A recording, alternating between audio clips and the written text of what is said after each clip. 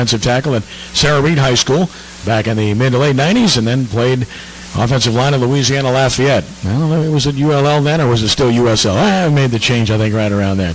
He was the offensive line coach and running game coordinator at Reed, and then moved to Mandeville High School, and of course, he's been the head coach at Warren Easton High School for several years and doing a great job. They're 3-0 after beating Carver 67-30 this past Thursday night. And the Eagles play at Woodlawn of Baton Rouge Friday night at 7 p.m.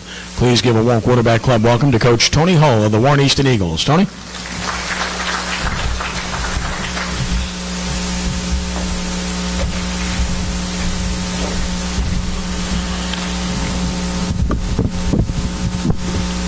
First, I'd like to thank Ken Trahan and Ed Daniels for everything that they do for New Orleans high school football. I think the coverage they give to this area is unprecedented, and us coaches at the high school level truly appreciate that. Second, I'd like to thank the New Orleans Quarterback Club for having me. This is my first time speaking here, and I feel privileged and honored to be able to speak to you guys. The next two I'd like to thank is kind of a personal thank you to my principal, Alexina Medley, and my charter board, which is Warren Easton High School Charter Board. Her and the charter board has been great to me and my staff and the kids at my school. The support they give us is just phenomenal, and we're thankful for that. I'd like to thank my staff who's not here, a bunch of guys that are extremely successful in high school and collegiately and professionally. It's funny for me to hire guys, who I pay in 1 month more than less than what they make in 1 week. So to have them guys on staff with me and to coach my kids is great. History about Warren Easton, when I first got the job 6 years ago, I was 24 years old,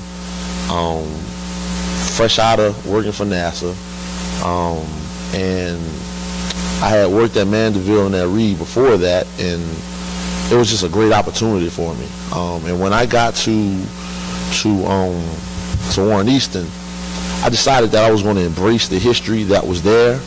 Warren Easton for the past couple years has not been a great football program.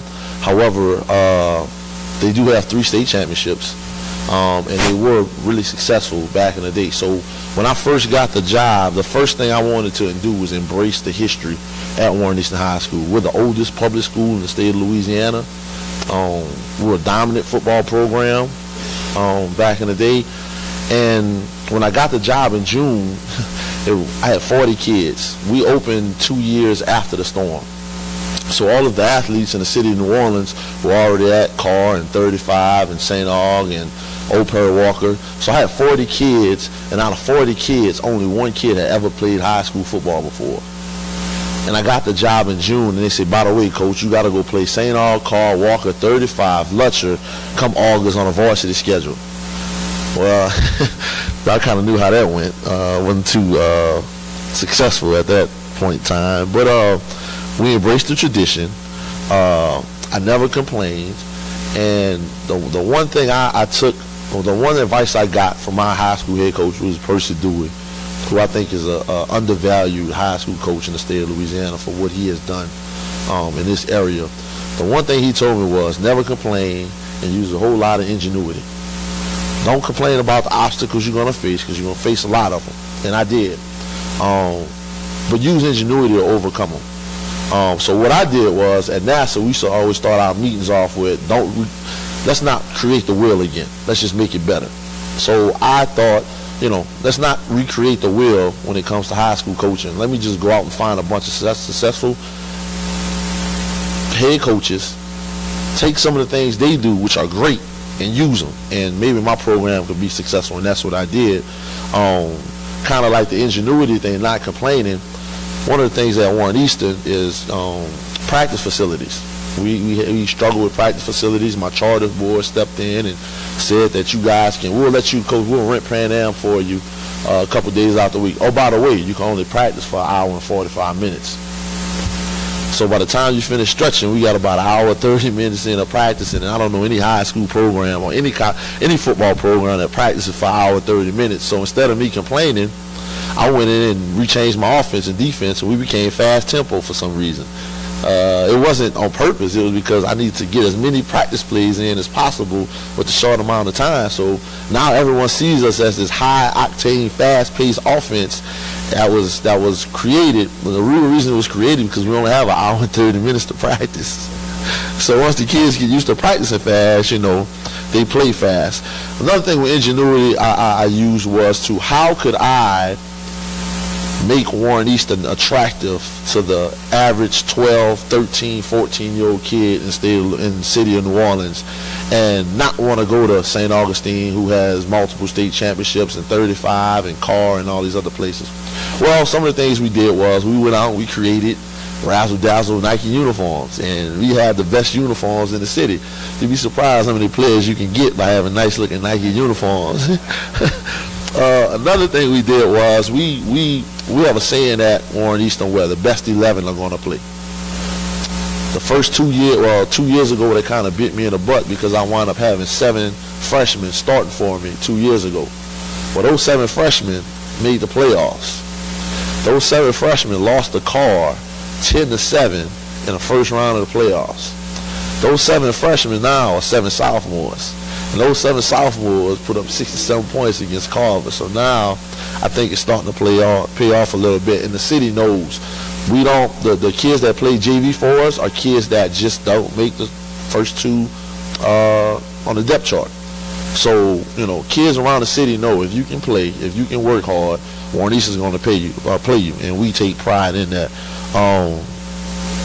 Another thing that we use to attract kids, and this is more of the school than us, is our great academic history we have at Warren Easton.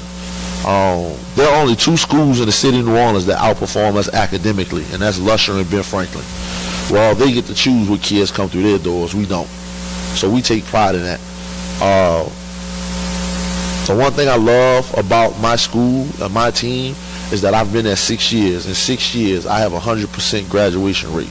Every kid that walked through those doors as a freshman got a high school diploma when they walked out.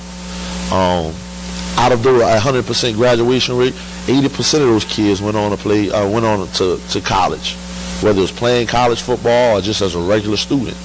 I take great pride in knowing that there's only 3 kids in the city of New Orleans, in the history of New Orleans, that went from a public school out of New Orleans to Ivy League college on an athletic scholarship. And I had a kid, that Maurice Rothschild, 2 years ago, my starting quarterback, went to Columbia University on a full athletic scholarship. Our team GPA is a 3.4 right now. Like I say, we have a 100% graduation rate, and no kids have dropped out. So when a parent comes to me and says, "Coach, what separates you from all of the other high schools in the city of New Orleans?" I use that as a tool so they can gauge to say, "Hey, we're not only serious about athletics, we're serious about academics also." We take pride in what we do at Warren Easton. We don't cut any corners. We don't cheat. We don't do things to be mediocre. My principal always told me, "Coach, if you're mediocre, I need to get somebody else in here." And that's the reason I think she loves me so much, is because I don't like mediocrity. Our team philosophy is to compete and be the next man up. Like I said, we have a kid, Deshaun Caper Smith, who I think is one of the best athletes to come out of the city of New Orleans. Well, he got hurt 2 weeks before the season started, and a guy that's been his backup for 2 years, Joshua Johnson, stepped in, and he's made it so tough for Deshaun to come back. He's actually taking a starting job. And I get calls every day from people out the paper and people in the city. It's like, "Coach, when you going to put Deshaun back there? When you going to put Deshaun back there?" Well, I'll put Deshaun back there when Josh no longer going to be able to get the job done.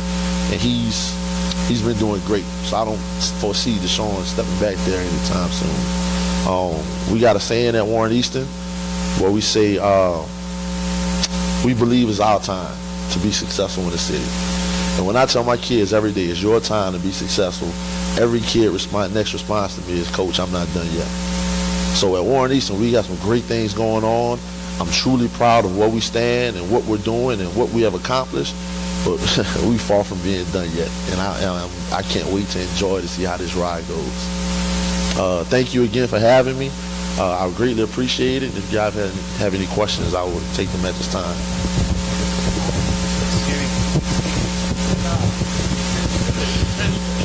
Regardless of whether you live in Orleans Parish? I didn't hear the first part of your question. Can students attend your school regardless of where they live in Orleans Parish? As long as you live in the Orleans Parish district, as long as you live in Orleans Parish, you can attend our school.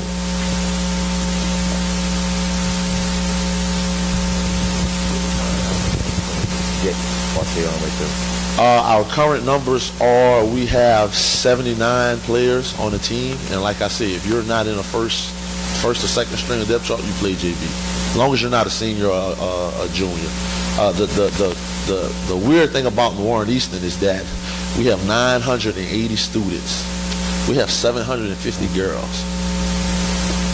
So as a football coach, you could imagine what I go through on a daily basis. You know, one thing we always talk about at Tulane University with our strength and conditioning program is having that mindset of being very goal-oriented. So where do you see yourself and your program as far as short-term goals and long-term goals? I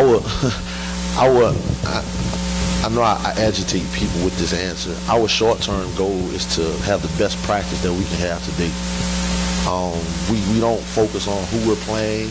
We don't focus on when we play. We focus on ourselves and how well we are, attaining, getting better as a group. So I guess the short-term goal would be having a great practice today. If I don't, the people in my inner circle, I know we're not having a good practice. The next goal is to beat Woodlawn, and that's all we can really focus on right now, short-term. Ideally, we set out to be successful in the preseason, win our district, which some people get up here and say win your district is a pretty easy task, but one of my coaches looked at the power rankings today. We have 5 teams in our district, and we're in the top 9, I believe, in power rankings this year. So all 5 teams are ranked in the top 9 in the state. So we like to win district, compete in the playoffs, and see what there gets us. But overall, we want to do 2 things. We want to compete for a state championship every year, and we want to produce successful men when they graduate. When they walk across the stage, you would say, you know what, that guy right there is going to be a successful man, and that's what me and my coaches take pride in. Coach, I have a question. Is one Easton considered select or non-select for football? Thank the Lord we consider non-select. There's a big misconception out there that we accept our kids and there's an application process and you have to take a test and all of those things. We don't do that at Warren Easton. It's a lottery. Kids request to come to Warren Easton. Their name is put into a lottery and they're selected that way. But to answer your question, we're considered non-select.